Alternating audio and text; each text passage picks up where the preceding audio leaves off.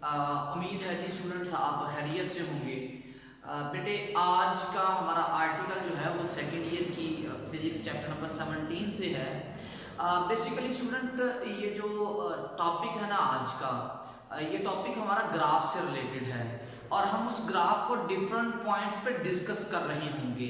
तो स्टूडेंट मैं बिल्कुल सेंटर में आज ग्राफ प्लॉट करूंगा और उस ग्राफ के मुताबिक हम अपनी चीज़ों को एनालाइज करेंगे और उसके बारे में डिस्कशन करेंगे।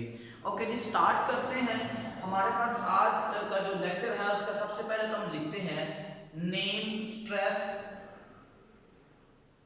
Strain curve. Stress strain curve बेटे ये बड़ी इंपॉर्टेंट बात है कि आप एक ऐसा ग्राफ पढ़ने जा रहे हैं जिसमें आप स्ट्रेस और स्ट्रेन के बारे में अंडरस्टैंड करेंगे। ओके जी बेटे हमारे पास जो ग्राफ है ना उसको स्टडी करते हैं। सबसे पहले आपने y एक्सिस पे रखनी है स्ट्रेस, मतलब आप फोर्स लगा रहे हैं और इधर आप लगा रहे हैं जी, इधर आपके पास स्ट्रेन जनरेट हो रही है। बेटे इसको समझने के लिए हम एक छोटी सी डायग्राम का सहारा लेते हैं।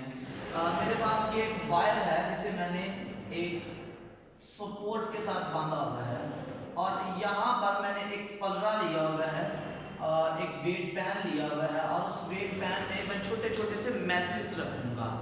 जब ये छोटे छोटे से मैसेज इस वेट पैन के अंदर रखे जाएंगे तो यहाँ पर क्या होगा, इस वायर के अंदर स्ट्रेचनेस आएगी। स्ट्रेचनेस से क्या मुराद है, एलंगेट हो जाएगी, स्ट्रेस आपके पास लंबी हो जाएगी। कहता है आपने वेट रखा उसमें स्ट्रेस जनरेट हुई, फिर वेट रखा और स्ट्रेस आ गई, फिर वेट रखा और स्ट्रेस। इसी तरह आप वेट बढ़ाते गए, आपके पास स्ट्रेस की डिफरेंट वैल्यूज आना शुरू हो गई। तो कहता ये है कि हमने ऑब्जर्व ये किया कि हम जैसे जैसे स्ट्रेस अप्लाई करते थे उसमें स्ट्रेन जनरेट होती थी और ये एक दूसरे के इलास्टिक डायरेक्टली प्रोपोर्शनल होते हैं। इन्हें बोलते हैं बेटा प्रोपोर्शनल लिमिट। इसे क्या बोलते हैं, प्रोपोर्शनल लिमिट। इस पॉइंट को मैं नाम दे देता हूं ए। पॉइंट ए मेरे पास क्या है जी, according to point A it's proportional limit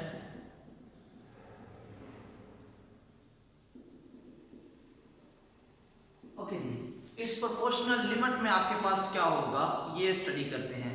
बेटे प्रोपोर्शनल लिमिट में हमारे पास स्ट्रेस जो होती है वो स्ट्रेन के डायरेक्ट स्ट्रेन जो होती है वो बेसिकली क्या होती है, डायरेक्टली प्रोपोर्शनल होती है स्ट्रेस के। और इस पोजीशन पे हमारे पास हुक्स लॉ क्या होगा जी, वैलिड होगा। हुक्स लॉ इज वैलिड और यहाँ पर क्या होगा, बॉडी इंड्योर कर सकती है, खुद को दोबारा उसी पोजीशन पे वापस ला सकती है। मैंने यहाँ से वेट हटाया, बॉडी दोबारा उसी पोजीशन पे वापस चली जाएगी। ठीक है, तो बेटा ये हमारे पास जो है इट्स द प्रोपोर्शनल लिमिट। इसको मैंने पॉइंट का नेम भी 1 दिया है और यहाँ पर ग्राफ से मैं उसे ए से लिख रहा हूँ। ए पॉइंट पे क्या होगा कि हमारे पास क्या होगा जी, मटेरियल जो है वो मैक्सिमम स्ट्रेस जो है वो बियर कर सकता है, जिसमें वो अपनी स्ट्रेन उसके डायरेक्टली प्रोपोर्शनल होगी। इसे अगर आप यहाँ पर यूं डिफाइन करें तो लिख सकते हैं इट्स मैक्सिमम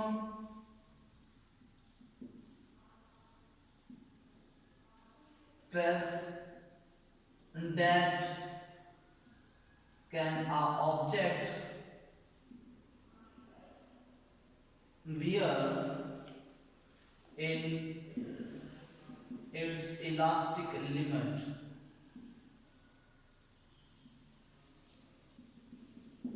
ये वो मैक्सिमम स्ट्रेस है जो कि ऑब्जेक्ट अपनी इलास्टिक लिमिट के अंदर रहते हुए क्या कर सकता है, बियर कर सकता है। उसके बाद स्टूडेंट उसने क्या किया, एक्सपेरिमेंटिस्ट ने ये किया कि और मैस इसके अंदर रखा।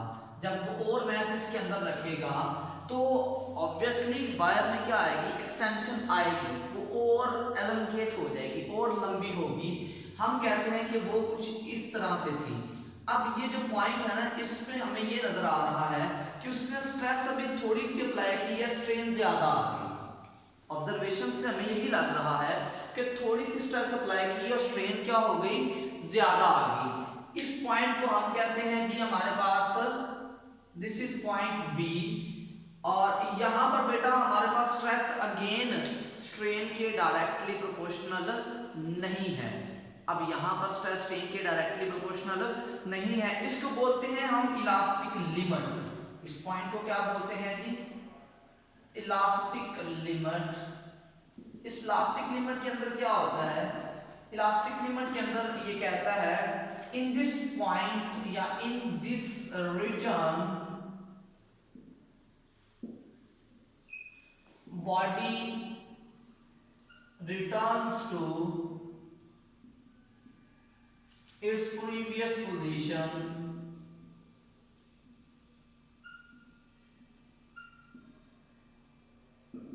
yet stress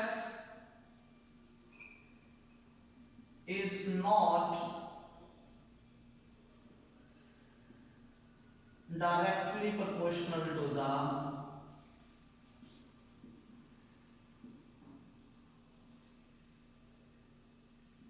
strain.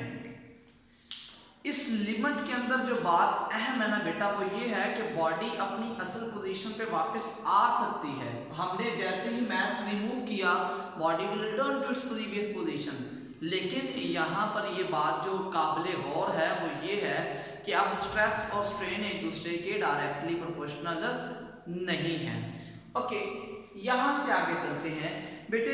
इससे आगे जब आप निकलते हैं तो हमारे पास क्या आ जाता है? यील्ड पॉइंट आ जाता है, और उस यील्ड पॉइंट में क्या होता है? हम जैसे जैसे इस कर्व में आगे निकलेंगे, इलास्टिक लिमिट क्रॉस करेंगे, तो हमारे पास क्या होगा जी? ये पॉइंट अब यील्ड पॉइंट भी है। इलास्टिक लिमिट से आगे आप निकल गए, इसको बोलते हैं सी पॉइंट, और ये यील्ड पॉइंट है। और यील्ड पॉइंट से क्या होता है जी? ये वो मैक्सिमम लिमिट है, ये वो मैक्सिमम स्ट्रेस है जो कि बॉडी बियर कर सकती है with returning to its previous position.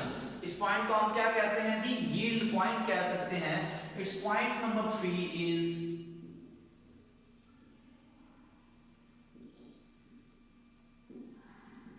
It's yield point. तो बेटे यील्ड पॉइंट में हमारे पास क्या होता है कि ये एक ऐसा पॉइंट है जहां पर जाके परमानेंट डिफॉर्मेशन होना शुरू होती है। बेटे ये जो पॉइंट बी है ना, इस पॉइंट को जैसे बॉडी यहाँ से स्टार्ट होती है बी टू सी जाती है, ये पॉइंट आप लिख सकते हैं कर्व पे बी सी। यहाँ पर बॉडी में क्या होना शुरू हो जाएगी? परमानेंट डिफॉर्मेशन आना शुरू हो जाएगी। परमानेंट डिफॉर्मेशन से क्या मुराद है? अब बॉडी पर आप जैसे ही नया मैस रखेंगे, नया मैस रखने से बॉडी अपनी प्रीवियस पोजीशन पे वापस नहीं आएगी बल्कि परमानेंटली डिफॉर्म होना शुरू हो जाएगी। तो हम लिख सकते हैं on curve after elastic limit permanent deformation occurs, or this region is known as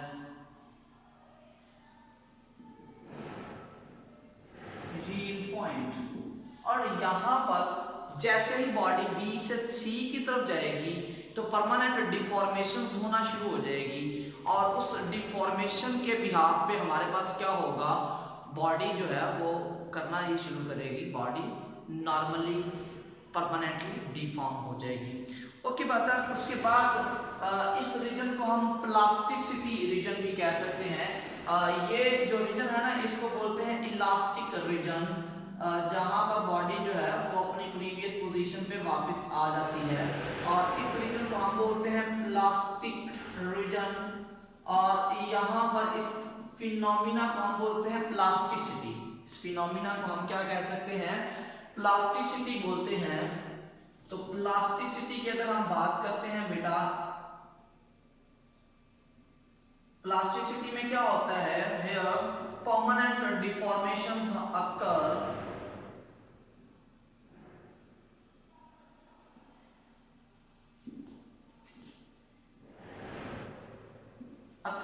यहाँ पर हमारे पास परमानेंट डिफॉर्मेशंस होना शुरू हो जाती है, लिहाजा इस रीजन को हम प्लास्टिसिटी बी कहते हैं। ओके बेटा, जैसे ही वो पॉइंट सी पर जाएगा बॉडी में प्लास्टिसिटी आपकी परमानेंट डिफॉर्मेशन आ जाएगी। आप मजीद अप्लाई करेंगे स्ट्रेस तो वो क्या होगी, फ्रैक्चर पॉइंट आ जाएगा। इस पॉइंट डी को हम कहते हैं फ्रैक्चर पॉइंट, और यहाँ पर बॉडी जाके क्या करती है, टूटना शुरू हो जाएगी। लेकिन उससे पहले हम पॉइंट सी की बात करते हैं। बेटा पॉइंट सी जो है इसे बोलते हैं UTS. What does it mean, इसको सी लिखते हैं ultimate tensile strength.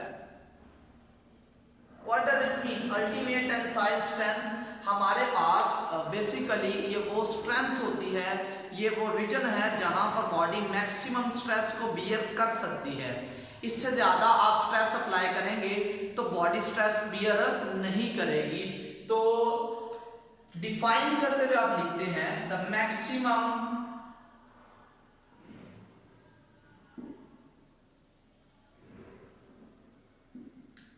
that a body can bear is called as UTS। और बेटा जैसे ही वो सी रीजन क्रॉस करती है तो वो टूटना शुरू हो जाती है, उसमें से मॉलिक्यूल्स क्या करते हैं, निकलना शुरू हो जाते हैं। तो हमारे पास इसके बाद का जो पॉइंट आता है उसको बोलते हैं हम number 4, the D point is fracture point.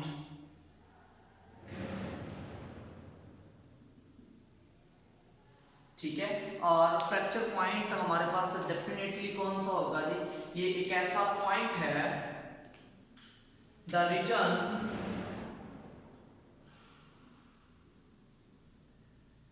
After UTS where body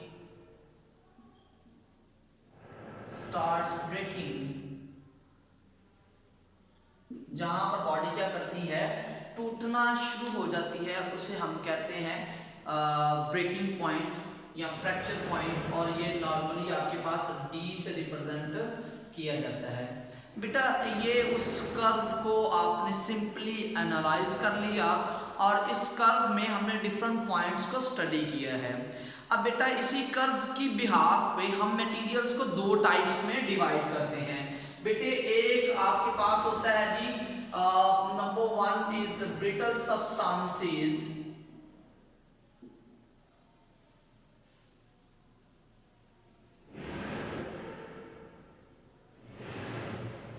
बेटा ब्रिटल सब्सटेंसेस कौन से होते हैं, जो कि आपकी इस बी रीजन तक जाते हैं, मतलब they just break after the elastic limit, break after elastic limit, या इलास्टिक लिमिट तक ही पहुंचते हुए वो ब्रेक कर जाते हैं। इनमें एग्जांपल के तौर पे हमारे पास ग्लास आ जाता है और हाई कार्बन स्टील है। ये दो ऐसे सब्सटेंसेस हैं जो कि अभी आप उस पर स्ट्रेस अप्लाई करते हैं तो इलास्टिक लिमिट तक पहुंचते हुए वो टूट जाते हैं, फ्रैक्चर कर जाते हैं। और ग्लास शीशे के बारे में आप लोगों को इसका इल्म है, थोड़ी सी भी स्ट्रेस अप्लाई करेंगे तो वो फ्रैक्चर हो जाता है, टूट जाता है। और दूसरा बेटा होता है ductile substances. Number 2 is ductile substances.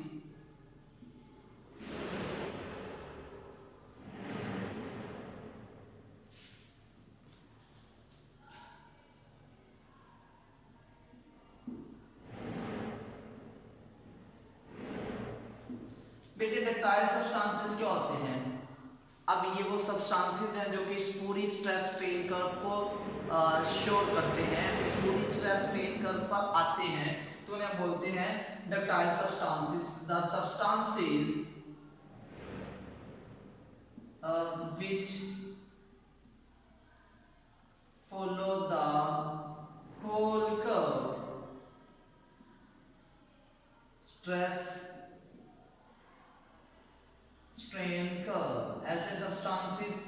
जो कि इस पूरी स्ट्रेस स्ट्रेन फोर्स को होल्ड करते हैं, उसे बोलते हैं डक्टाइल सब्सटेंसेस। और इनकी एग्जांपल में बेटे हमारे पास आ जाता है जी जितनी भी मेटल्स हैं like lead, copper and etc are the examples of the ductile substances. Beta, this is very simple article of the day. Hope so you enjoyed this lecture a lot. Take care so much. Allah Hafiz.